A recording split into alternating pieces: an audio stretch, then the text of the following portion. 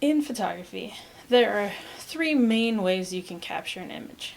Being in the right place at the right time, a whole lot of planning and setup, or a whole lot of editing. All photographers use all three of these skills, but they use them in varying amounts and degrees, and that's what makes a good photo.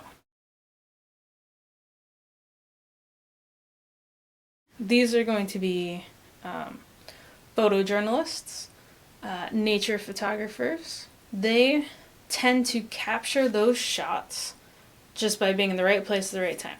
Being there, being ready, having the skills, and capturing the shot.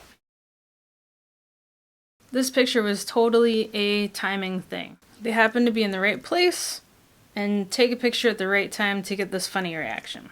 Another funny example, they just happened to be at the right place at the right time, got a great picture. They were in the right place, right time, right angle, captured something really cool. This one probably took a tiny bit of planning at least. Could be not planned, it could just be that it started raining and they decided to go try and take some pictures. But they got an awesome shot. A lot of photographs, especially portraits, are thoroughly planned out. Photographers know the things they need, how they're going to set it up, the lighting, the props, what they're going to have the person do, stuff like that. Clearly they knew about the eclipse, but they had to figure out where the sun would be, where they needed to be to capture the rock and the silhouette how they wanted to. They had to get the climber in the right position and standing in the right place. So this one is definitely a mix of planning and timing. This is totally a planning one, right? Someone thought of something funny, and it's just a matter of getting the water bottle the right place, getting yourself at the right place to take that picture. A little bit of forced perspective. Pretty cool. When you see the picture, it looks super old.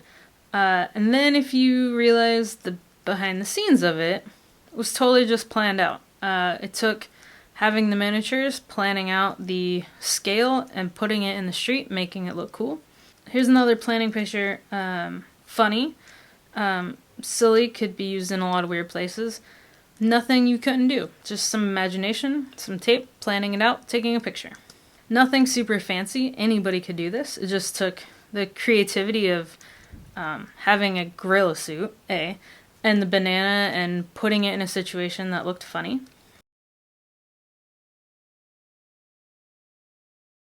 Some photographs you see out there, some portraits, are all editing based. They may take a picture or two in the studio, but then a lot of it's green screen and editing, merging pictures, enhancing it, making it what they want. Okay, so there's some photos that are just all editing. And this goes into video as well. A lot of video is planning, setting up the scene, stuff like that, but then also having your editors. A lot of CGI, green screen, that stuff's all digital enhancements and editing.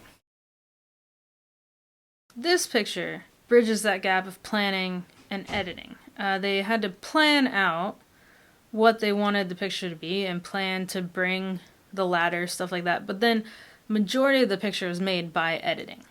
Pretty sure this was shot in a studio, just like on a green screen. The girl with the roll of toilet paper, and then all the rest of it was edited in later. So, ton of editing on that one. Totally fake, completely set up, all editing. A little bit of planning to get the stuff together, but most of that is from editing. This is totally editing. Some cool tricks you can do with things like that, but that picture was taken and then edited to look that way. And then this double exposure picture, super cool, mainly on editing, right? They took the picture, merged those things together, had some fun with it. That's an editing shot. You have two options. You have a planning option, or you can do a editing option. So you will set up a scene somewhere in your house, your living room, your bedroom, wherever you want. It could have people, it could have animals, it could just be a scene. And then you will take a picture, and then you will go move some things, and then take another picture. And you're not going to digitally edit these. I want you to actually plan out Here's my shot. Here's the things I have in it. Here's the things I'm going to change. Okay? So you will take those two photographs, you will put them in a Google Doc next to each other, and tell me how many things are different, and I will go through and see how many I can find.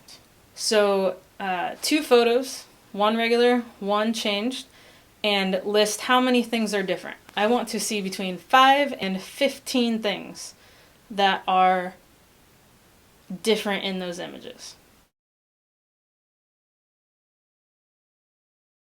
You are going to create a double exposure image. So you will probably easiest start with a portrait of yourself. Take it on a plain background. That'll make it easier. Make sure it's lit well. If you use a picture of yourself, maybe pick 2 other images of things that you really like and put them together. And then you will double expose it and put at least 2 other images behind it. I'll have some examples in there and a link to a tutorial for you to watch so you can see how to do those things on Pixlr. And then I want you to just try it out.